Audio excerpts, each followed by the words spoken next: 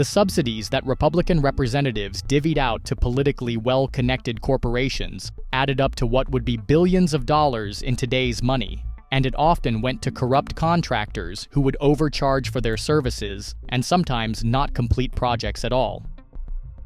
This period was the origin of the marriage between corporation and state in America, and subsequently the encumbrance which corporate influence is in American politics today. The progenitor of this type of institutional corporate cronyism was the Republican Party, and in 1860 it selected Abraham Lincoln as its leader.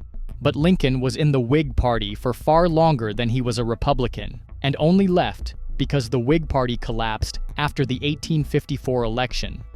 The Whig Party was perceived to primarily represent the northern moneyed elite because of its strong support for a national bank and tariffs, which disproportionately benefited the Yankee upper class. The Whigs actually formed in opposition to Andrew Jackson in 1833, who fiercely opposed a national bank.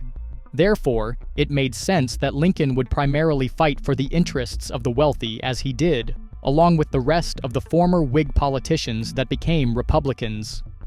This sectional and corrupt style of national governance was well symbolized by the tenure of the first Republican Speaker of the House of Representatives, Nathaniel P. Banks, who gave railroad companies corporate welfare and would later accept a job as vice president of the Illinois Central Railroad.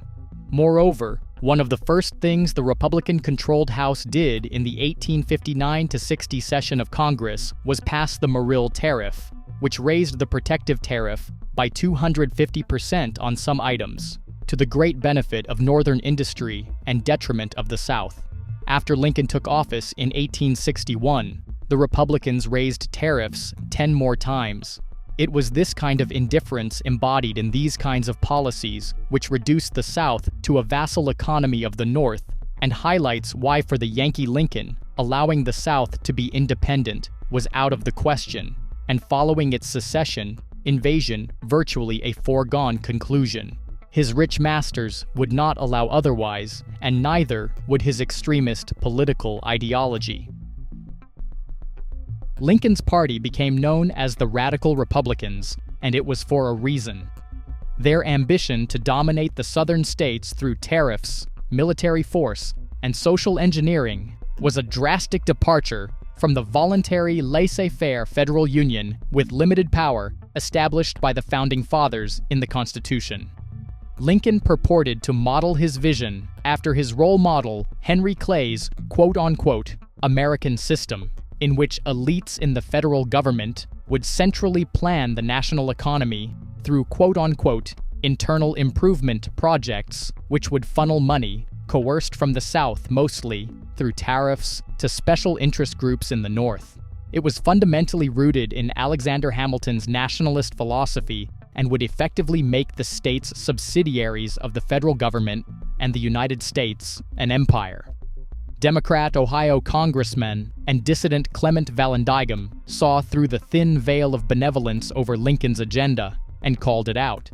He asserted that the war was not about quote-unquote preserving the Union or quote-unquote freeing slaves, but instead was for, quote, national banks, bankrupt laws, a vast and permanent public debt, high tariffs, heavy direct taxation, enormous expenditure, gigantic and stupendous peculation, and strong government.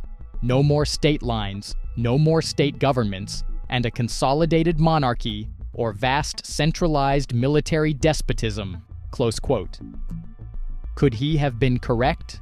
For many, it was inconceivable that any of these things could ever come to pass in the United States prior to the Civil War. But how many of them did we see occur in the century after it? Can we trace it back to Lincoln? It is quite telling that one of Lincoln's highest priorities after becoming president was to call a special session of Congress in July 1861 to propose, quote-unquote, emergency legislation that would create the taxpayer-subsidized Union Pacific Railroad, whose point of commencement just happened to be fixed on real estate Lincoln owned in Council Bluffs, Iowa. According to Tom DiLorenzo in his book Lincoln Unmasked, quote, Lincoln's insider status allowed him to engage in some very lucrative real estate speculation.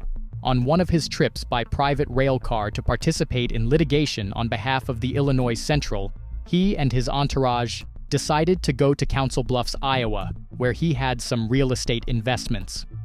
Shortly before that trip, Abraham Lincoln had purchased several town lots from his fellow railroad attorney, Norman B. Judd, who had acquired them from the Chicago and Rock Island Railroad.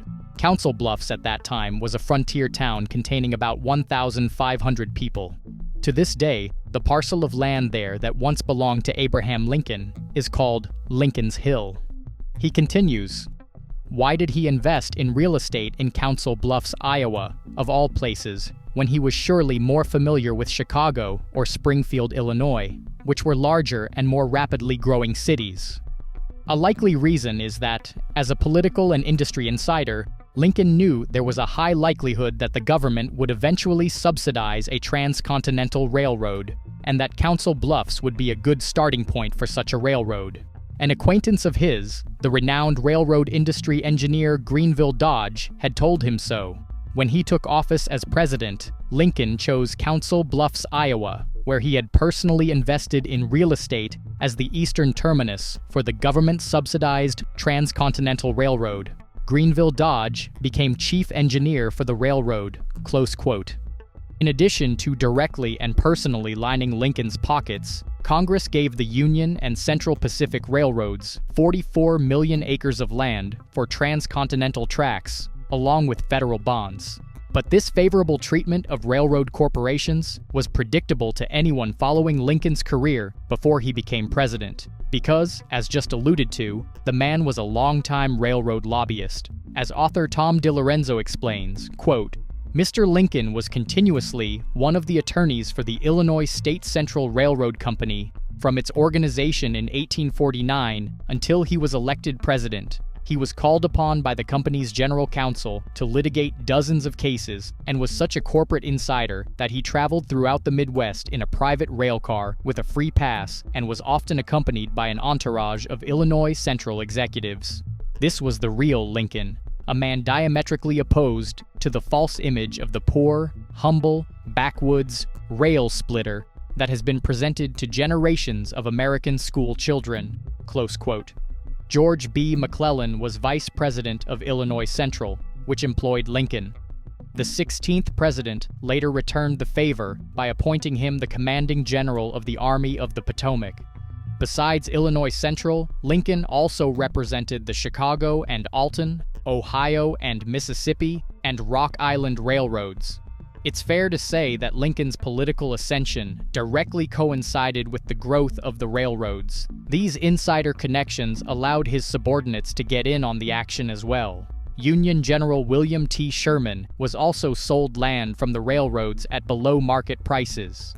After the Civil War, Sherman would spend a decade using the Union Army to commit genocide against the Plains Indians to secure profit from his land. In the same corrupt fashion, the northern industrial tycoons had to secure their own profits at any cost.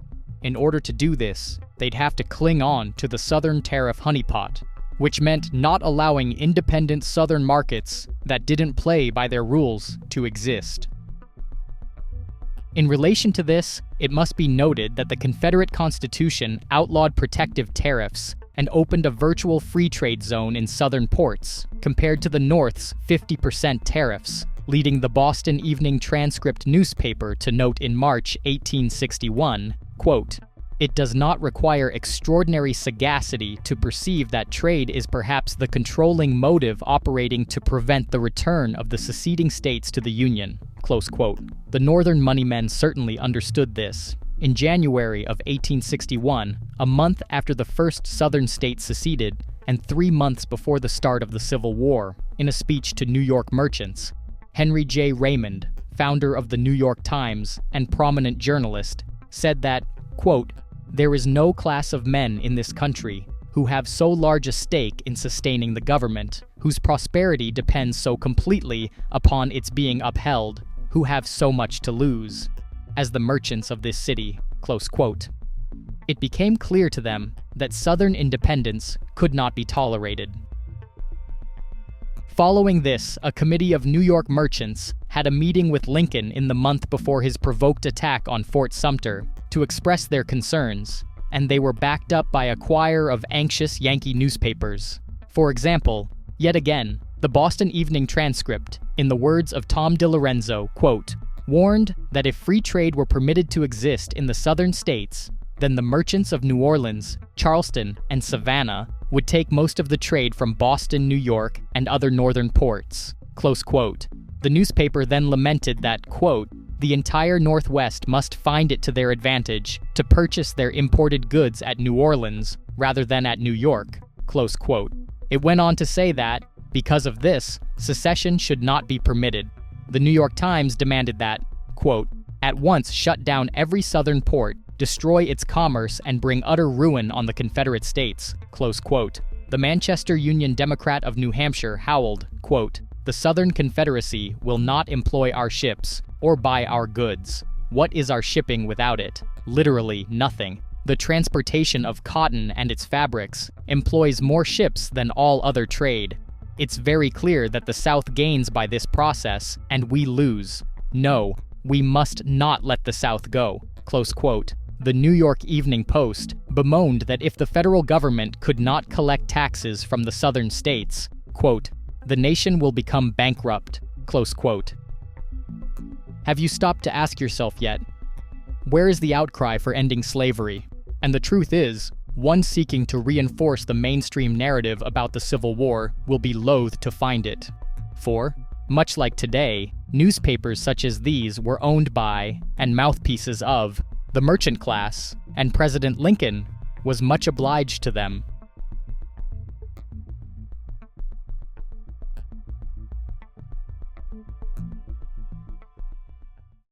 Thank you for watching that episode of Cancel Lincoln. If you enjoyed the video, do me a favor, hit the like button and subscribe to my channel while you're at it. It really goes a long way in spreading the content. Thank you again, fellow rabble-rousers.